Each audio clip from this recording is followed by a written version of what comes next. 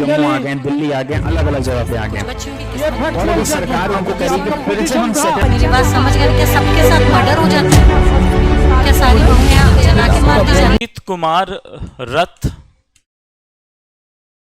Ajit Kumar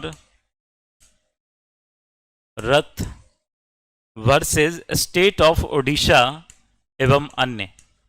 state of Odisha, हाँ, ओडिशा एवं अन्य, यह है आपका 2000 सुप्रीम कोर्ट।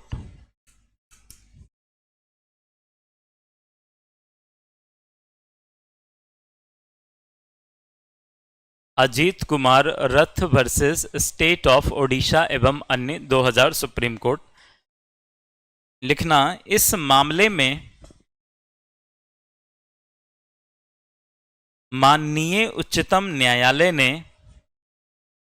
पुनर्विलोकन के संदर्भ में कहा कि धारा 114 के अंतर्गत सीमित आधार हैं, सेमीकोलन देके डैश देना, फर्स्ट सेकंड थर्ड रोमन में लिखते जाना, जहां की रिकॉर्ड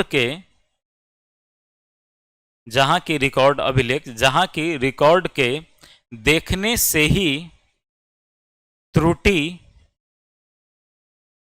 प्रतीत होता हो, जिसको हम प्रथम दृष्टया त्रुटि भी बोलते हैं, देखने से ही त्रुटि प्रतीत होता है ना, कि जैसे मान लो 2 + 2 लिखना है तो 2 + 2 4 होगा, लेकिन 2 + 2 5 कर दिया। सेकेंड पॉइंट लिखना, नए साक्ष्य एवं नए तथ्यों के प्रकटीकरण, ठीक है। और तीसरा पॉइंट लिखना, कोई अन्य पर्याप्त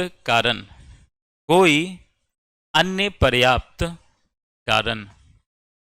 देखो अब यहां पे दो केस, एक तो छज्जूराम वर्सेस नेकी के बारे में हमने कहा, तो छज्जूराम वर्सेस नेकी 1922 प्रिवी काउंसिल का यह कहना था कि इस मामले में जो अन्य पर्याप्त कारण है, राइट, तो उसको हम किसके सदृश मानेंगे? जो रूल 1 में दिया गया है, मतलब उसी से मिलता जुलता कोई भी अन्य आधार हो सकता है।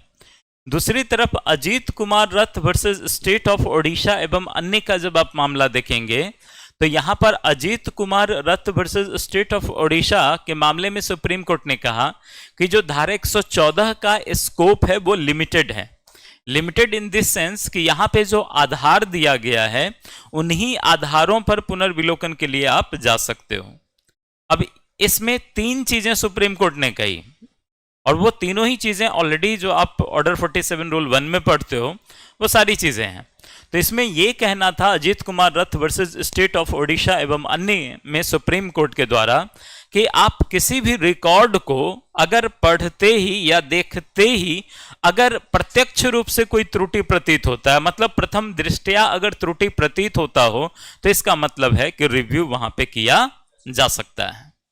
तो एक तो किसी भी अभिलेख को प्रथम दृष्टया देखते ही अगर त्रुटि है तो वो आधार हो सकता है।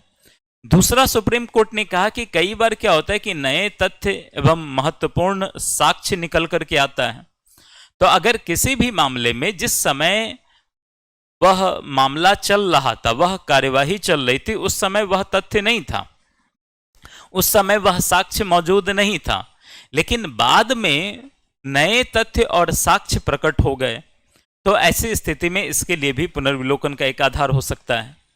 और तीसरी चीज इसमें कहा कि इसके अलावे भी कोई अन्य आधार हो सकता है, तो किसी अन्य आधार पर भी पुनर्विलोकन का आधार हो सकता है। लेकिन अन्य आधार में इस मामले में छज्जूराम में यह कहा कि वह अन्य आधार पर्याप्त होना चाहिए, कि चूंकि किसी अन्य कारण पे या किसी अन्य आधार पर अगर आप रिव्यू जाते हो तो वह क्या होना चाहिए? पर्याप्त होना चाहिए। और दूसरी चीज कि जो रूल 1 में दिया गया है उसी के सदृश होना चाहिए। ठीक है। Subscribe for more content.